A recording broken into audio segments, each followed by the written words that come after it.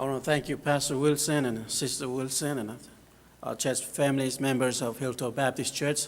Thank you for giving this opportunity to come and present what God has done for me in my life. I stand here because of a missionary. I was born and raised over in Papua New Guinea many, many years ago. Missionary from Dayton, Ohio, by the name of John Gray, married to Mary Gray, a daughter of Dr. Don Green from Michigan. Went to my home country, came to a little town called Kerema. They built a small little church, started a Christian school. But I was after education. I wasn't after God. Bible was not something that I interested in. But in that Christian school, 3 years, the Lord began working in my heart. Every time He spoke to my heart, I was under conviction, but I didn't want to get saved. I just put it off. I would put it off. I became restless. Took me 3 years. In 2007, the first Sunday of April, I got saved. And after I got saved, the Lord changed me and gave me the desire to serve the Lord. I stand here to say that I wasn't born in a Christian home. My mother or father, they were not Christians. My dad wasn't a preacher. My mom wasn't a pastor's wife. My brothers and sisters were not Christians. But I was born and raised up in a home that was completely dark, wrapped up in sorcery and a lot of dark stuff. My great-great-grandfather was a witchcraft man, and I was heading to be the next chief in my clan. And a part of the requirements was education at my culture training. I was growing up as a teenager. I was already involved in witchcraft. And the only thing that I needed was education. But they made a mistake putting me in a Christian school. I believe it was God's plan. So in that Christian school, I got saved, and Lord gave me the desire to serve Him.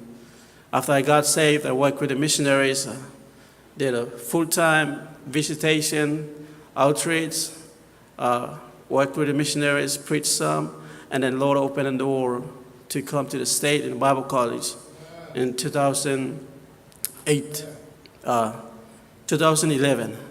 So I've been in the state for about 7 years now, and I'm on a deputation raising funds to go back to they're Lord's people, God's people. They're not my people, but God's people. Go back to preach the gospel, and start a church, train a man and woman how to serve the Lord, what the Lord has taught me. So I want to go back and do that. I'm up to 30% of my support. And my goal and my aim is to leave for the field next year, October. So by the grace of God, I will go back and start a church and train men and women to serve the Lord. But if it were not for a missionary, I would not be here today. I would be lost, maybe already gone in hell. My father died in 2004, unsaved. He's in hell today. But there is nothing I can do. But I can only have a broken heart for my father. By the grace of God, I got saved and led my mom to the Lord. And my nephew. But I got 7 sisters that are lost. And part of me going back is to witness to my 7 sisters. And they might not like it, but I'm going to tell them the truth. Yes. This is the field of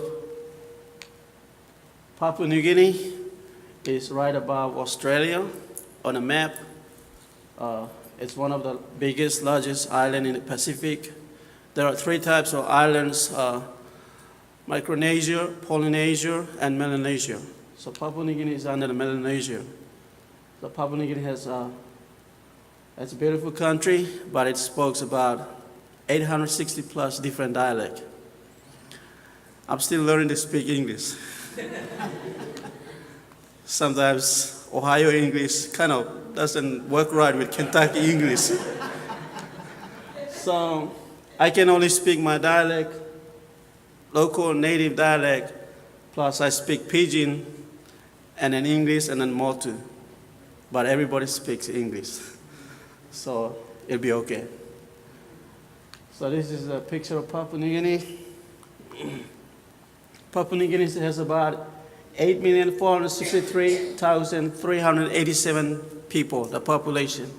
Papua New Guinea is pretty much the size of Texas, but Texas has a lot of people, about 28 million plus. But Papua New Guinea is, you see all these islands around us. This is Papua New Guinea here. What a green dot there is of Papua New Guinea. Papua New Guinea has a flat land, areas with a lot of hills, grassy lands, and tropical lands. But the climate, it stays around 75 to 80 all year long.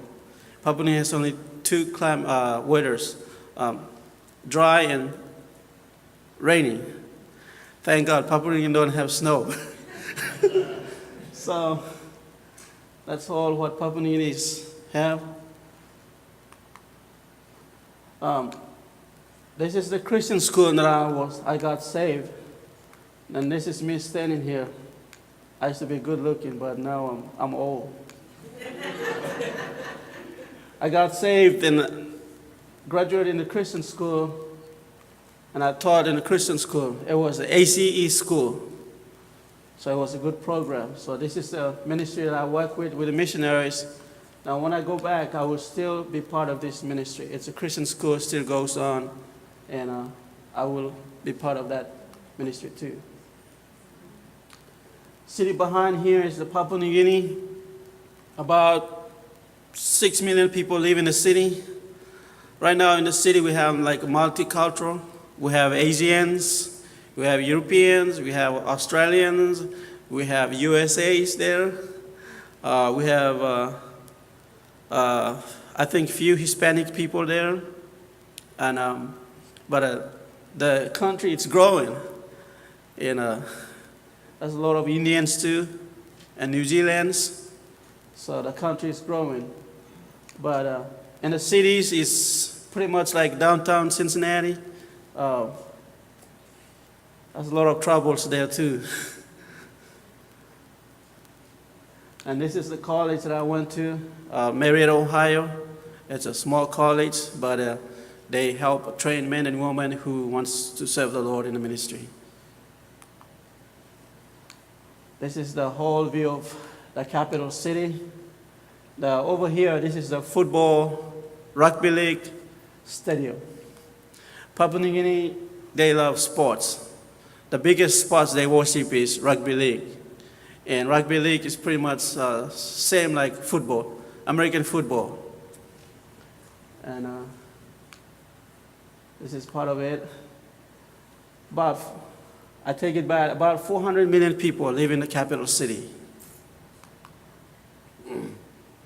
Now this is the local areas. Sorry, it's not really clear. But the area that I'm going is, this is the area that I'm going, and I'm going to do my church planning right here. And this is the Papua New Guineans during celebrations. Sports are very, very high on the top, like people like. So most of people are very interested in sports. They worship sports as like a religion. And one of the biggest problems is a lot of people drink beer. And people worship beer as a god. That's not a problem found in Papua New Guinea. Now, to take the gospel, the biggest struggle is culture. We have spiritism, cult, and witchcraft. So this is what it looks like. This is real people dressed up for spiritism in a show or celebration. You see over here, this is somebody dressed up and dancing around the fire, jumping over the fire, and never get burned. Alcohol, drugs, violence is the biggest problem in Papua New Guinea, just like anywhere else. Now, but you may ask, what kind of religions are found in Papua New Guinea? The biggest top on the list is 2 million people are Catholics, and they hold about 27% of the population. So if 2 million people, which are Catholics, goes to Catholic church, and when they die, that means 2 million people go straight to hell. See how sad that is?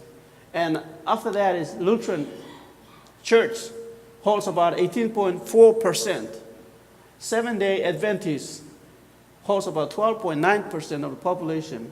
And the Pentecostal, 10.4%. United Church, 10.3%. Anglican, 3.2%.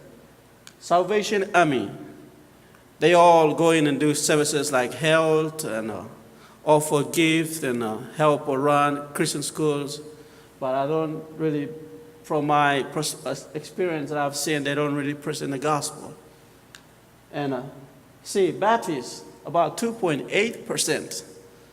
So you see, other churches, 5.0%. So you ask me how many Baptist churches are in Papua New Guinea right now? It's about 2.8%. And there are places that need to reach the gospel, which they don't have the gospel. So part of the reason why I'm going back is to help this 2.8% grow, build an independent Baptist church that would preach the gospel, which is the only solution that man can come to Jesus Christ. I believe and put a faith in Jesus, what he has done.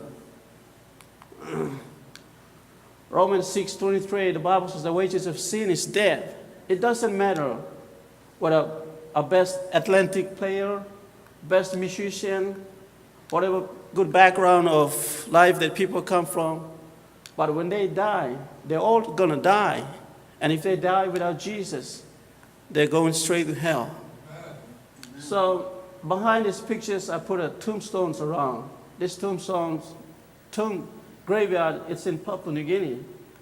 But you see, a lot of good-looking people over here, high and really educated and athletic.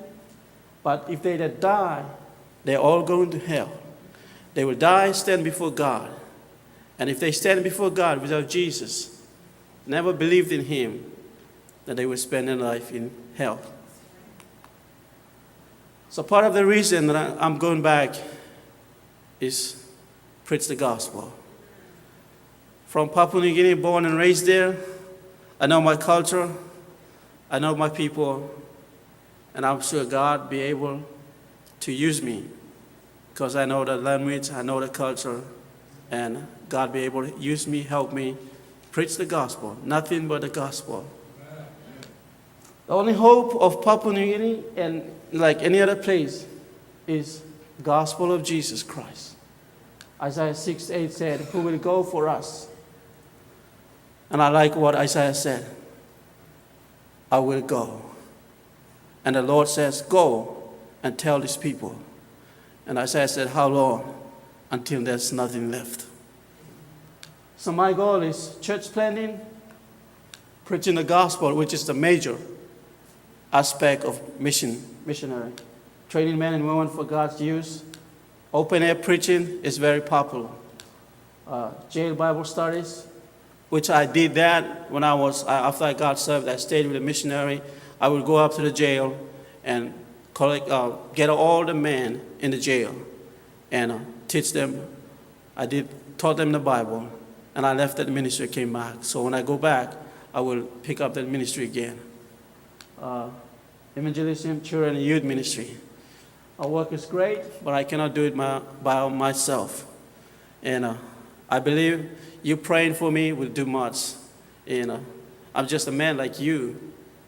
You say, a lot of people used to tell me, so you're going back to Papua New Guinea because you're from there. I say, I used to be. But when God saved me, Papua New Guinea is not my home. My home is heaven. Amen. It's only part-time. But I know my 7 sisters, my cousins, my niece, my nephews, they're all lost. But I know God can use me to take the gospel to give them. Show them the road, way to heaven is through Jesus Christ. But I need your prayers, I need your help. Thank you, Pastor. God bless you.